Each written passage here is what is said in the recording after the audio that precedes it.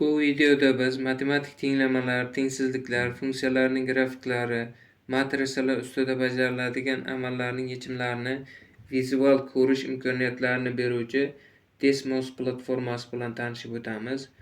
Buning uchun Desmos platformasiga kiramiz. desmos.com. Bu platforma matematik amallarni bajarish uchun ochiq kodli platforma hisoblanadi. Bunda asosan funksiyalarning grafiklarini, tenglamalar, tengsizliklarning yechimlarini ko'rishimiz mumkin. Bundan tashqari funksiyalarni, o'rtacha qiymatlarini, trigonometrik funksiyalarni yechimlarini ham bu bo'limda ko'rishimiz mumkin. Bundan tashqari oddiy kalkulyator bo'limi ham mavjud. Oddiy hisob kitoblarni amalga oshirish uchun. Testing bo'limida biz grafiklarni, yechimlarini, o'sha nuqtadagi qiymatlarni ko'rishimiz mumkin.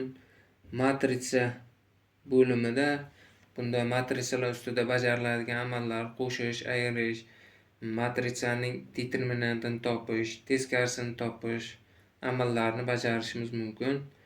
Geometrik bo'limida, demak, bu bo'limda biz geometrik shakllarni, figuralarni chizishimiz mumkin. Uni vizual ko'rinishda ko'rishimiz mumkin. Bundan tashqari fon shaklida orqa foniga rasm berib, o'sha rasmlarda shakllar ko'rishimiz mumkin bo'ladi. 3D bo'limida grafiklarni vizual ko'rinishda 3D shaklda ko'rishimiz mumkin bo'ladi. Bizga demak birinchi bo'limida grafik kalkulyator bo'limida, bu bo'limda biz matematik tenglamalar, tengsizliklarni, yechimlarni, grafik ko'rinishlarini ko'rishimiz mumkin. Bizga misol uchun x kvadrat, ya'ni buni kalkulyatorda foydalanishimiz mumkin. X kvadrat minus 4x, ya'ni 4 ko'paytirilgan x plus 3 teng 0. Tenglama berilsa, demak bu tenglamani yechimlarini biri demak bir nuqtada 3 nuqtadagi yechimlarni ko'rishimiz mumkin. Ya'ni xuddi shu tenglamani demak 0 dan katta bo'lgan qiymatini ko'rishimiz mumkin. Ya'ni x kvadrat minus 4 ko'paytirilgan x plus 3 katta 0 dan. Demak 0 dan katta bo'lgan qiymatlarni o'sha grafikda ko'rishimiz mumkin. Ya'ni minus cheksizdan 1 gacha bo'lgan nuqta, ya'ni bir nuqtamiz uzilishga ega bo'lyapti. Ya'ni bu chiziq bilan ko'rsatyapti. Agar katta yoki teng bo'lganda bu chiziqimiz to'liq ko'rinishda bo'lardi. Keyingi qiymati demak 3 dan cheksizgacha bo'lgan qiymatlarga yechimlar olinadi. Demak bu oq rangda berilgan, demak 1 dan 3 gacha bo'lgan qiymatlarni demak yechim sifatida qabul qilinmayapti. Bu shaklda yechimlarni oson va oddiy shakllarda demak Desmos platformasi orqali ko'rishimiz mumkin bo'ladi. Bundan tashqari demak bu funksiyaning grafikini ham chizishimiz mumkin bo'ladi. Ya'ni funksiya berilsa bizga,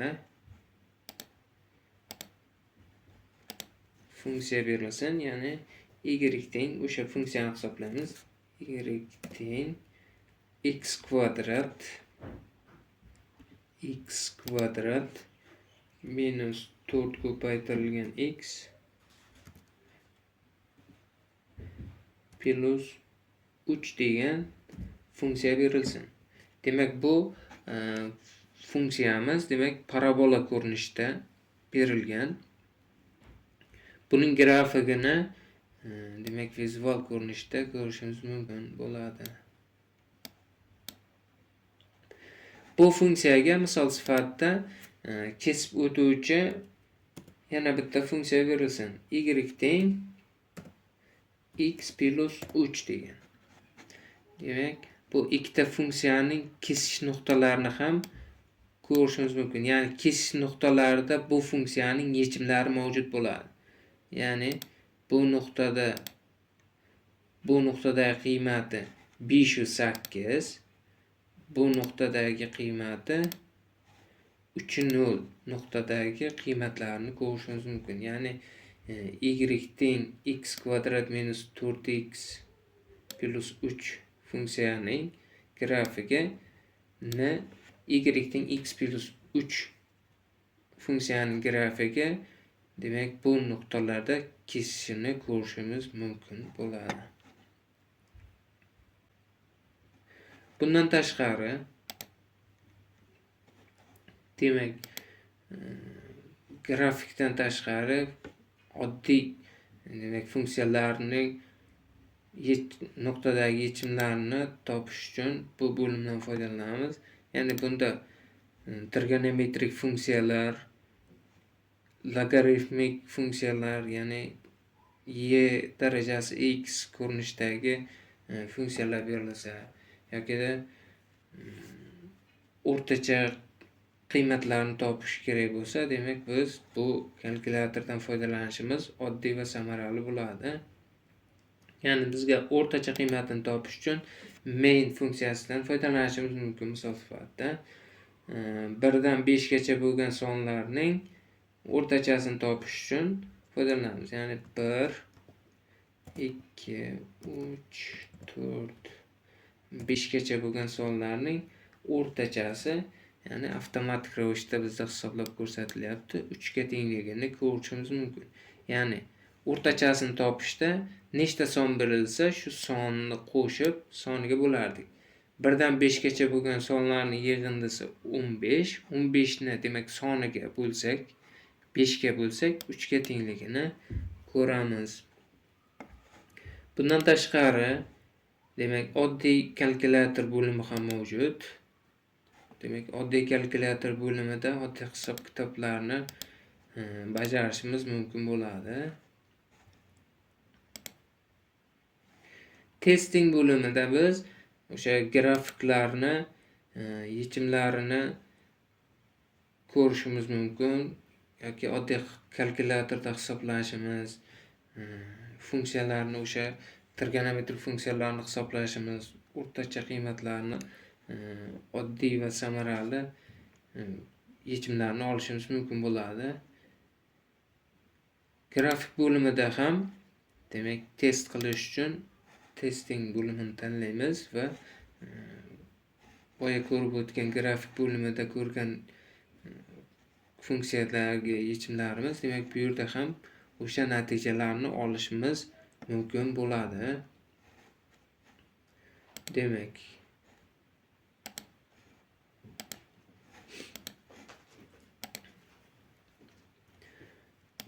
bundan tashqari yana matritsa bo'limi bor. Demak, matrisalar ustida bajariladigan amallarni ko'rishimiz mumkin bu bo'limda. Ya'ni demak bu oyna demak matrisalar ustida bajariladigan amallarni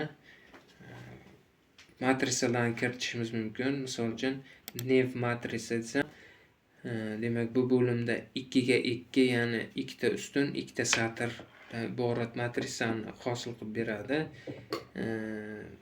Misol uchun biz satr qo'shmoqchi bo'lsak, rows. Demak, bu 4 ga 2 bo'lgan matritsa yokida olib tashlashimiz ham mumkin. Yoki ustun elementlarni qo'shmoqchi bo'lsak, bu funksiyasidan foydalanib qo'shishimiz yoki olib tashlashimiz mumkin bo'ladi.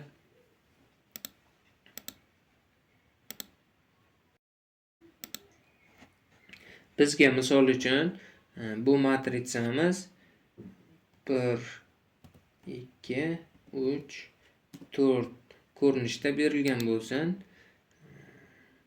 Buni demak biz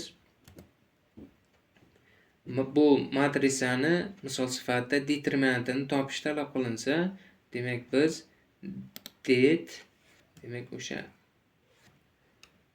A matritsani tanlaymiz va avtomatik ravishda yechimini ko'rishimiz mumkin bo'ladi. Ya'ni -2. Determinantini hisoblashda demak diagonalda turgan elementlari 1 4 dan ko'paytirib, demak 3 ni 2 ga ko'paytirib ayiramiz. Ya'ni 4 dan ayiramiz -6 ni, demak -2 ga tengligini ko'rishimiz mumkin. Ya'ni bu matritsaga teskari bo'lgan matritsani ham topishimiz mumkin. Ya'ni yangi satrga o'tamiz va teskarisini topishimiz uchun demak A matritsaga teskari, ya'ni A matritsani teskarisini topamiz. Ya'ni bu matritsamizga teskari bo'lgan matritsani avtomatik ravishda hisoblab ko'rsatadi.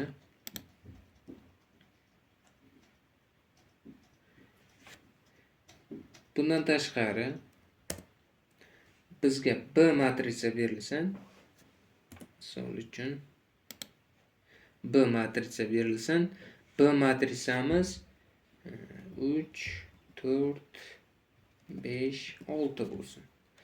Demak bu matritsalar ustida qo'shish, ayirish amallarini ham bajarishimiz mumkin. Ya'ni A matritsaga qo'shamiz B matritsani. Demak ustundagi elementlarga har bir turgan elementlarni demak qo'shib chiqadi. Demak 1 ga 3 ni qo'shadi. Demak 2 ga 4 qo'shilib, demak 6. Keyingi satrda 3 ga 5 qo'shilib 8. 4 ga demak 6 qo'shilib 10 bo'layotganligini ko'rishimiz mumkin. Demak bundan tashqari yana bu matritsalar ustida ko'paytirish amallarini ham bajarishimiz mumkin. Ko'paytirish, ayirish va hokazo. Ya'ni A matritsani B matritsaga ko'paytirib, bu matritsani hosil qilishimiz mumkin bo'ladi. Ya'ni matritsalar ustida bajariladigan amallarni oddiy interfeysi tushunarli bo'lgan shaklda bu Desmos platformasida ko'rishimiz mumkin bo'ladi. Bundan tashqari demak geometriya bo'limida bu bo'limda biz asosan geometrik shakllarni chizishimiz mumkin. Misol uchun bizga aylanani chizishimiz kerak bo'lsa, ya'ni aylanani markazini belgilaymiz va keraklicha belgilab olishimiz mumkin. Ya'ni bu asosan o'quvchilarni o'sha geometrik shakllarga bo'lgan tasavvurlarini oshirish uchun bu demak bo'limdan foydalanish ancha samarali beradi. Misol uchun ikkita aylanani kesish nuqtalarini ko'rsatishimiz kerak bo'lsa, demak aylanani olib kesgan nuqtalarini ko'rsatishimiz mumkin bo'ladi. Demak bundan tashqari demak aylanani radiusini, diametrlarini yoki vatarlarda nimaligini tushuntirish uchun demak nuqtadagi qiymatlari bo'yicha chizib ko'rsatishimiz mumkin bo'ladi. Ya'ni bu bo'limda qaysi aylanadan, qaysi figuradan foydalanayotganligimizni bu demak bo'limida ko'rishimiz mumkin. Ya'ni ranglar bo'yicha almashtirishimiz ham mumkin. Ya'ni aylanasini boshqa rang, bunisini boshqa rang va hokazo. Bundan tashqari demak bu funksiyalar ham mavjud bo'ladi. Ya'ni aylanani ko'chirish, boshqa joyga o'tkazish va hokazo. Bundan tashqari burchaklarni ko'rsatish,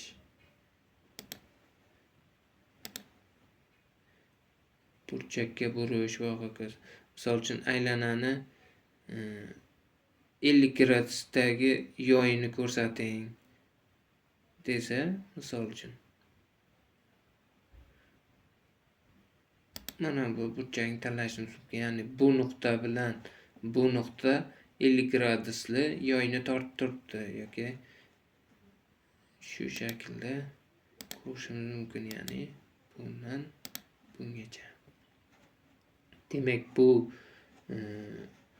bo'limda shu amallarni bajarib, demak, o'quvchilarda matematik shakllarga bo'lgan tasavvurni uyg'otishimiz mumkin bo'ladi.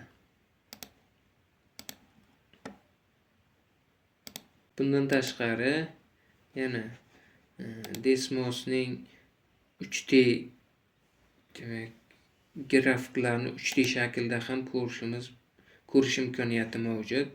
Ya'ni 3D shaklda o'sha masalalarni, grafiklarni, yechimlarini ko'rishimiz mumkin.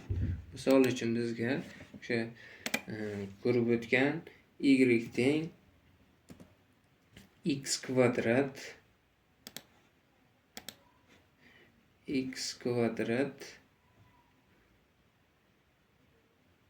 x ko'paytirilgan x, misol uchun minus 4 ko'paytirilgan x plus 3 funksiyani grafiklarni 3D shaklda chizmasini ko'rishimiz mumkin bo'ladi.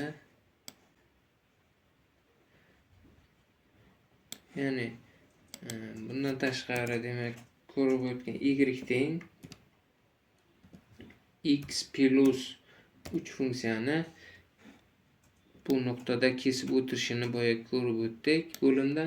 Demak, buni 3D shaklda ham ko'rishimiz mumkin bo'ladi yechimlarini.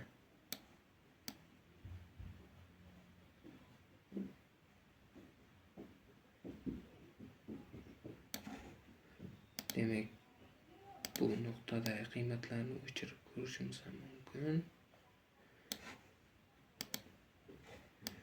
3D shaklda shu shaklda ko'rib o'tamiz. Xullas, Desmos platformasi ochiq kodli platforma bo'lib, sodda, demak, matematik yechimlarni ko'rsatish imkoniyatlarini beradi. Ya'ni geometrik figuralarni 3D ko'rinishda ko'rishimiz, ya'ni yechimlarni nuqtadagi qiymatlarida ko'rish imkoniyatlarini beradi. Desmos platformasi ochiq kodli platforma bo'lib, interfeysi foydalanuvchilar uchun tushunarli bo'lgan platforma hisoblanadi. Keyingi videolarimizda, demak, o'sha matrisalar ustida bajariladigan amallar 4x4 matrisa, 3x3, 5x5 ingan matrisalarning determinanti teskarisini topishlarni keyingi videolarimiz davomida ko'rib o'tamiz.